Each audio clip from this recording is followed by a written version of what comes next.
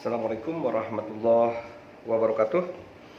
Pada kuliah sore hari ini kita bukan terpaksa ya, kita melaksanakan kuliah daring untuk juga sama-sama dengan pemerintah mengantisipasi penyebaran virus corona.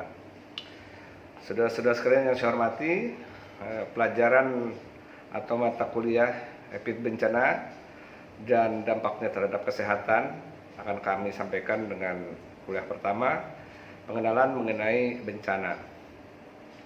Bencana atau disaster, sebagaimana saudara ketahui sekarang sedang ramai penyebaran penyakit yang merupakan sudah menyebar ke seluruh dunia, bukan hanya jadi di satu negara yang kemarin pertama kali di Cina, terutama di Wuhan, juga menyebar ke seluruh dunia. Sudah hampir 70 negara sekarang kena virus corona ini penyebarannya.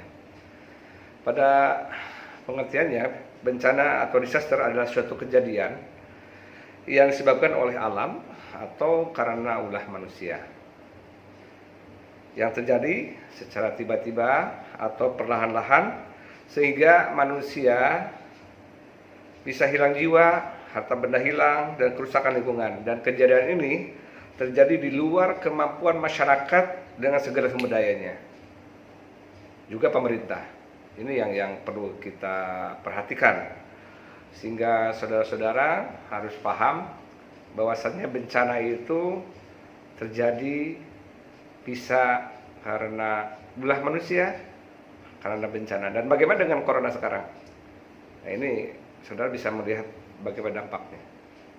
Baik, saudara-saudara, untuk klasifikasinya bencana dibagi dua tadi ya, karena alam, karena Allah manusia.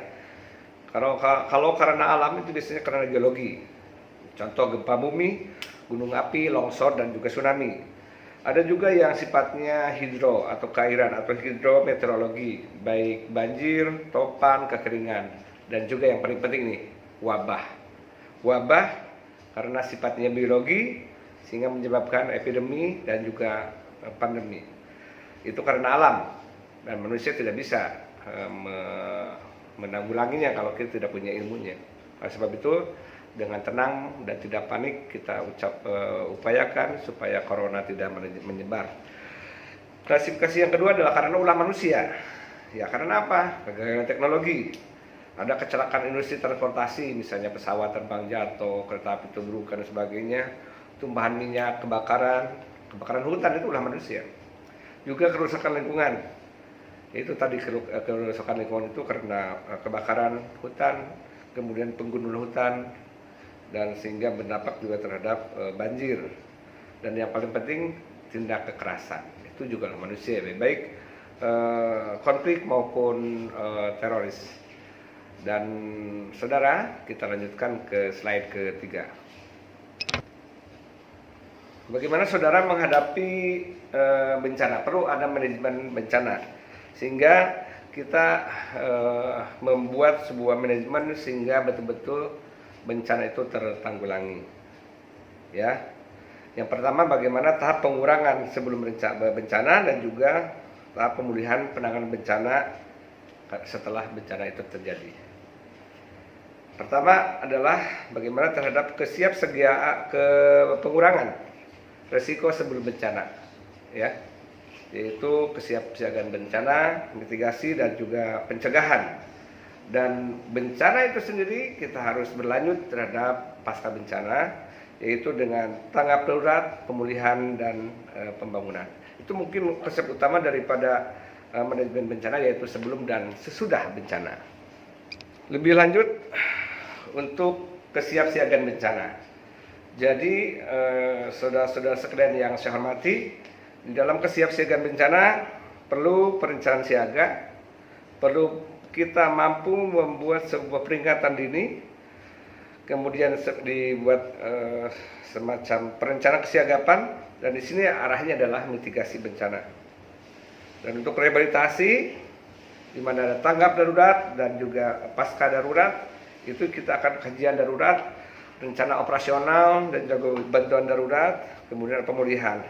Dan semuanya ini harus dilakukan dengan pengkajian, koordinasi, manajemen informasi, mobilisasi sumber, keterkaitan nasional dan juga internasional. Nah, contoh corona ini ya sudah masuk ke arah bagaimana manajemen itu harus baik informasi dan sebagainya, sehingga orang tidak panik dan sebagainya.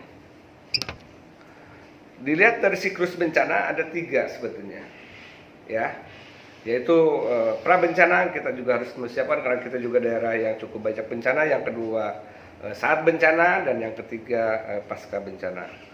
Untuk pra bencana kita harus menyiapkan atau ada kesiapsiagaan bencana, kemudian mitigasi dan juga pencegahan. Kemudian untuk saat bencana kita harus ada tanggap darurat.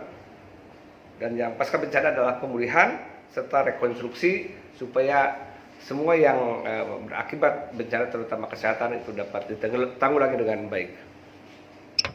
Itu sementara mungkin sebagai pengantar diskusi kita. Silakan saudara baca materinya, dan jika ada pertanyaan sementara tanyakan dulu di WA Group atau juga nanti sebentar lagi di Google Classroom. Assalamualaikum warahmatullahi wabarakatuh.